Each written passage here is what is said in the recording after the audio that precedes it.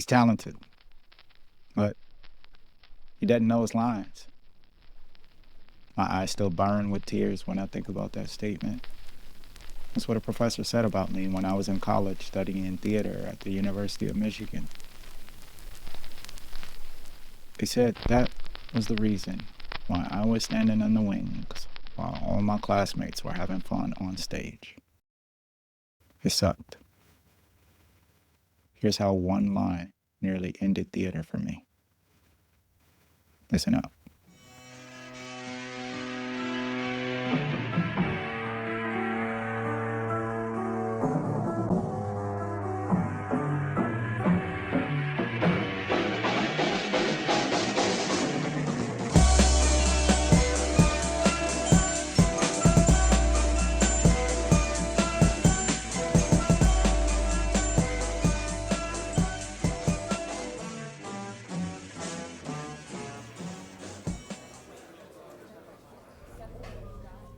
"1999.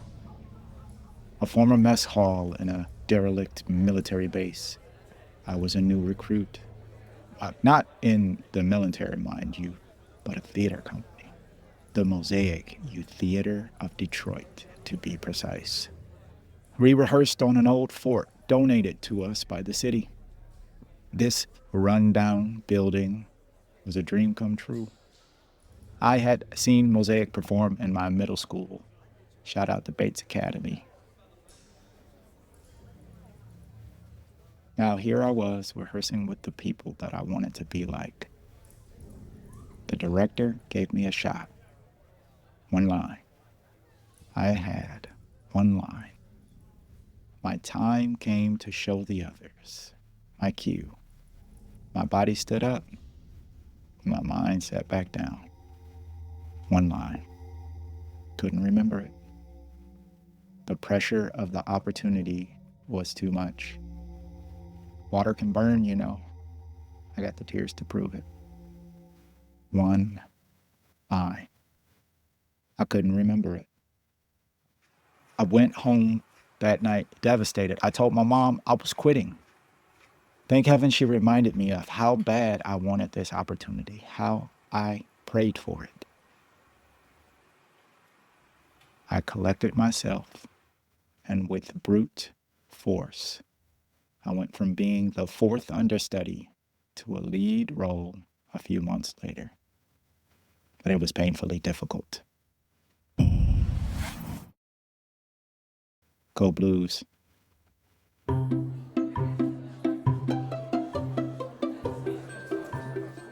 "2001. The corkboard outside the theater office at the University of Michigan. The cast list, you know the one. Me, a background player. Not even a name for my character. He's talented, but he doesn't know his lines. Lines. Again. No lines, no part. Brute force.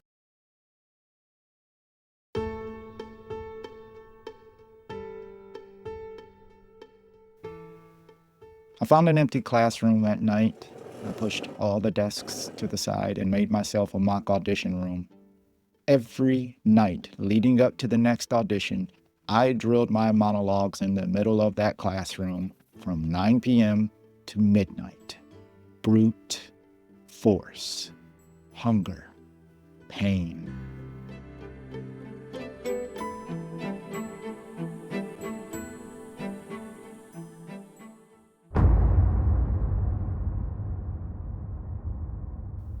Fast forward a few months, I went from spear holder number 2 to my dream role, Mercutio, in Romeo and Juliet.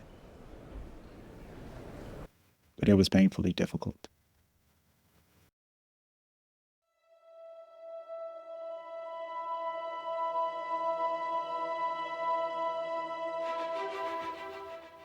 Dream role. Nightmare scenario. 2010. Fall. A diner in Midtown Detroit, Michigan. Lavinia Hart, professor at Wayne State, sat across from me. The staff is concerned that you won't be able to finish the program. You see, I had a bad reputation for not finishing what I started. Lines. Again. Overwhelmed. After I graduated college, brute force wasn't working anymore. Between full-time jobs and adulting, it was just too much. Brute force was too much. With tears in my eyes, I promised Lavinia that if she let me in, she wouldn't regret it. I would be the hardest working actor in the program. Thank you, Lavinia. You are my angel.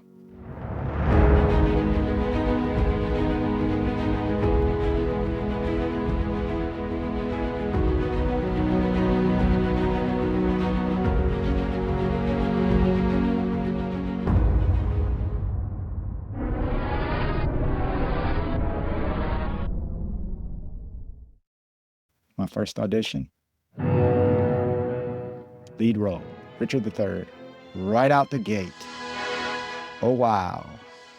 This is amazing. Oh, crap.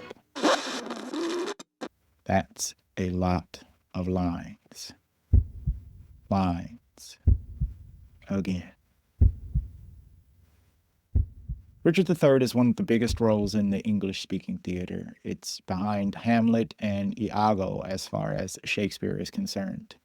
1,124 lines.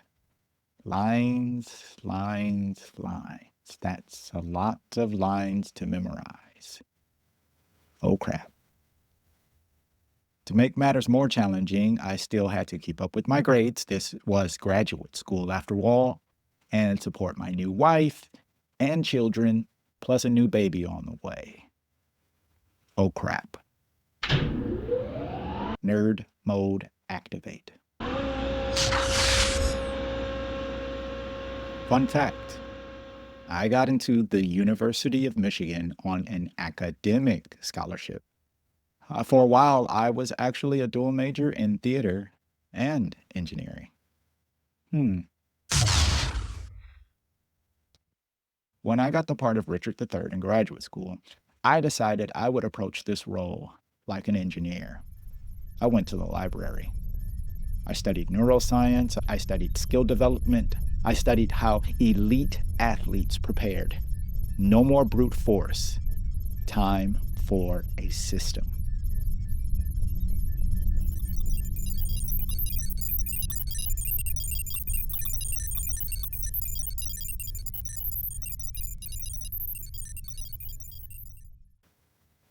The off-booked method is born. Long story short, I got nominated for Best Actor for my role as Richard III, and I had an amazing career at the Hillberry Theater, playing some of the most iconic roles. What I teach on this channel and with my books and newsletters is the result of all the work I put in during my first year of graduate school to tackle the problem of learning lines once and for all. Through this process, I learned about the 80/20th principle, the theory of deliberate practice, myelin and its role in muscle memory. That's MYELIN.